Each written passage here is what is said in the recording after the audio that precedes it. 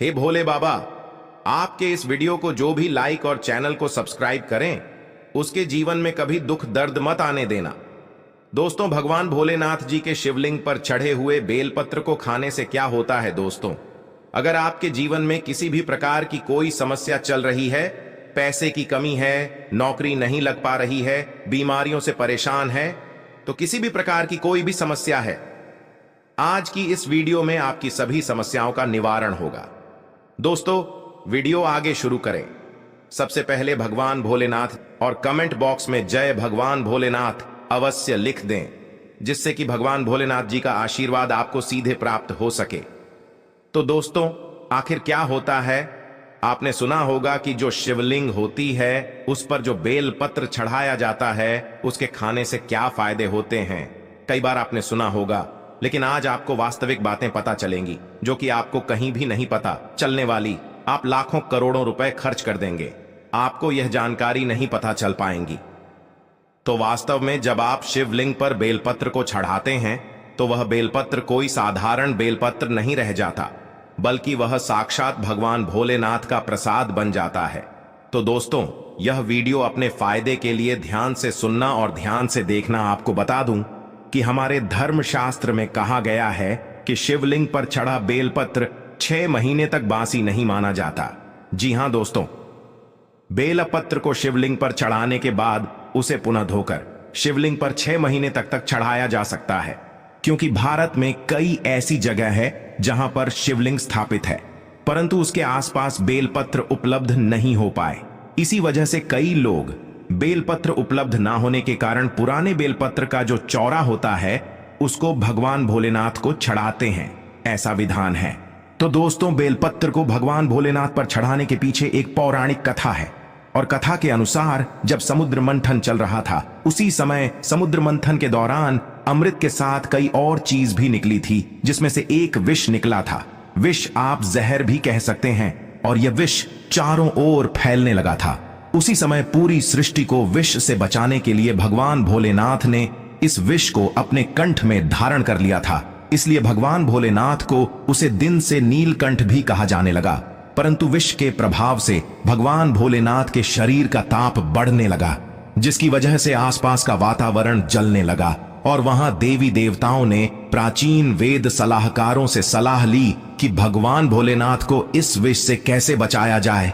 तो दोस्तों, उस समय जो प्राचीन वेद सलाहकार थे, उन्होंने सलाह दी कि आप भगवान भोलेनाथ को बेलपत्र का सेवन कराया, और भगवान भोलेनाथ को उस समय वहां पर जो भी उपस्थित देवी देवताओं ने तत्काल बेलपत्र खिलाया और जल्द से स्नान कराया।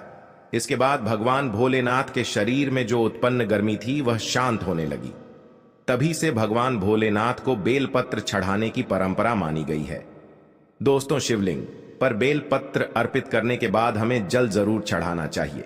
इससे भगवान भोलेनाथ को शीतलता मिलती है और उनका आशीर्वाद हमें प्राप्त होता है। हमेशा ध्यान रखिएगा कि 3 पत्ती वाली जो बेलपत्र होती है, वही भगवान भोलेनाथ को आप चढ़ाइए। जहां से बेलपत्र चिकनी होती है, उसे तरफ से शिवलिंग पर आपको बेलपत्र चढ़ाना चाहिए।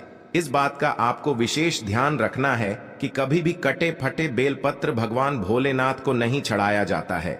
इसके पीछे भी एक कथा है, क्योंकि जब भगवान भोलेनाथ जी ने गणेश जी का सिर खंडित कर दिया था, तभी से भगवान भोलेनाथ ने संकल्प लिया था कि कभी भी मुझे कोई खंडित चीज है नहीं चढ़ाई जाए, ना ही अर्पित की जाए।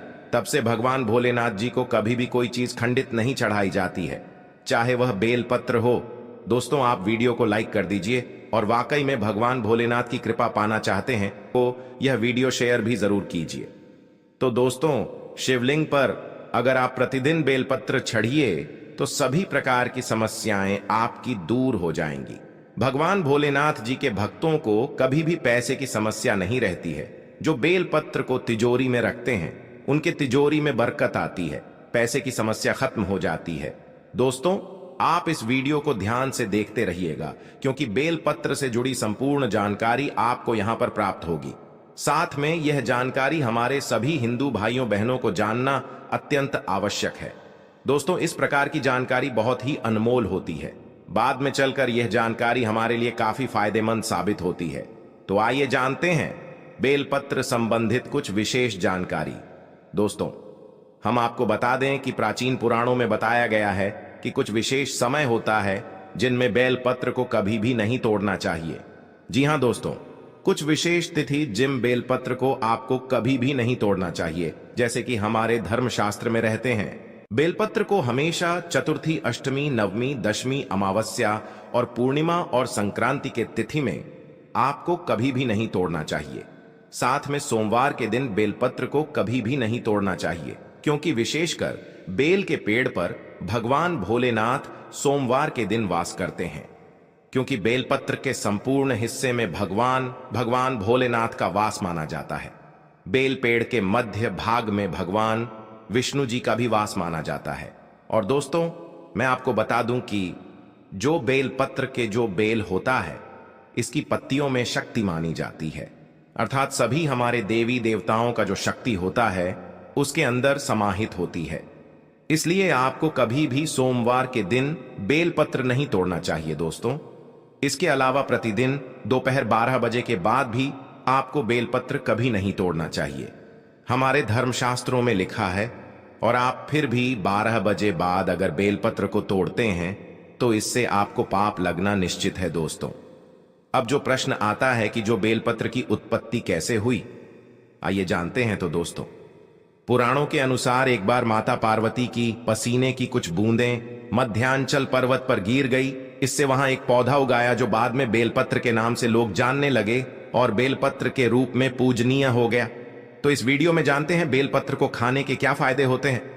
दोस्तों, बहुत ही सुंदर वीडियो है, बहुत ही महत्वपूर्ण जानकारी है, पूरा देखिएगा। आधा अधूरा ज्ञान हमेशा लाभदायक नहीं होता है। देखिए, जब बेलपत्र को भगवान भोलेनाथ जी की शिवलिंग पर चढ़ाते हैं तो वह बेलपत्र एक बेलपत्र नहीं रह जाता है, बल्कि वह भगवान भोलेनाथ का प्रसाद बन जाता है, जो कि असद बीमारियों को दूर करने में, आपकी पीड़ी को हरने में एवं जीवन में चल रही सारी समस्याओं को दूर करने में समर्थ बल है। क्योंकि बेलपत्र को भगवान का प्रसाद के स्वरूप माना जाता है, इसीलिए वह आपके लिए अमृत जैसा बन जाता है। तो आखिरकार शिवलिंग पर चढ़े बेलपत्र को नित्य रूप से खाने से क्या फायदा मिलता है, क्या बदलाव आते हैं हमारे जीवन में, इसके बारे में जानेंगे। लेकिन दोस्तों, शिवजी पर चढ़ा बेलपत्र को खाने से शरीर के सभी प्रकार के रोग दोष दूर हो जाते हैं। शरीर में जितने भी रोग होते हैं, अगर आप बेलपत्र नृत्य रूप से कहते हैं तो आप लोगों से बचते हैं। रोग दोष, पित्त दोष का प्रदोष या 3 प्रकार के दोष बताए गए हैं, और इन्हीं 3 प्रकार के दोषों की वजह से आपके शरीर में अन्य दोष उत्पन्न होते हैं। अगर आप अपने जीवन में बिना रोगों के रहना चाहते हैं तो आपको बेलपत्र का नित्य सेवन करना चाहिए। दोस्तों, आपने देखा होगा कि हमारे जीवन में कई लोग होते हैं जो मीट, मछली, मुर्गा जैसे तामसिक भोजन कर लेते हैं, शराब पीते हैं, चैनी, खैनी, गुटखा, तंबाकू, यह सब चीज जो होती है उसका ग्रहण करते हैं। परंतु एक समय के बाद उन्हें लगता है कि जो वह खा पी रहे थे वह गलत चीज है, परंतु आप वह जो पाप कर चुके हैं उसको कैसे खत्म करें। तो दोस्तों, मैं आपको बताना चाहूंगा, नित्य कम से कम ज्यादा नहीं तो 1 महीने में 10 से 15 बार अगर आप भोलेनाथ भगवान शिव शंकर पर चढ़ा हुआ बेलपत्र का प्रसाद धारण करेंगे तो जो तामसिक गुण होते हैं वह पूर्णतः आपके शरीर से खत्म हो जाएंगे। आपने कभी भी मीट, मछली इस प्रकार का कुछ भी सेवन किया है, आपने शराब पिया है, आप इस पाप से मुक्ति पाना चाहते हैं तो आपको नित्य बेलपत्र का सेवन करना अत्यंत आवश्यक है। इसके सेवन से आपके शरीर शुद्ध होता है। आप अपने अशुद्ध शरीर को पूर्ण रूप से स्वस्थ बनाने के लिए पूर्ण संपन्न पाए जाते हैं। आपको भगवान भोलेनाथ के इस प्रसाद को ग्रहण करना अत्यंत आवश्यक है। आज ही से शुरू कर दीजिए। नित्य 5 बेलपत्र शाम में खाई है। अगर नित्य कहते हैं तो यह आपके शरीर में तमस गुण को समाप्त कर देगा। किसी भी प्रकार की बीमारियां हैं पूर्णतः समाप्त कर देगा। बेलपत्र खाने से आपका भाग्य भी बदलने लगेगा, आपका भाग्य बलवान हो जाएगा। दोस्तों, कैसे भी आपका दुर्भाग्य हो, जिस समय से आप बेलपत्र खाना शुरू कर देंगे आपका दुर्भाग्य सौभाग्य में बदल जाते हैं। आपकी किस्मत, आपकी तकदीर फिर आपके अनुरूप चलने लगती है। इसके बाद आयुर्वेद में भी कहा जाता है कि बेलपत्र को खाने से आपका जो रक्त होता है, खून होता है, अगर खून संबंधित, रक्त संबंधित कोई बीमारी है, नित्य 5 बेलपत्र खाए। 5 बेलपत्र खाने के बाद आपके शरीर में जो खून में किसी भी प्रकार की गंदगी है वह धीमे धीमे खत्म होने लगेगी। आपका शरीर बहुत ही स्वच्छ हो जाएगा।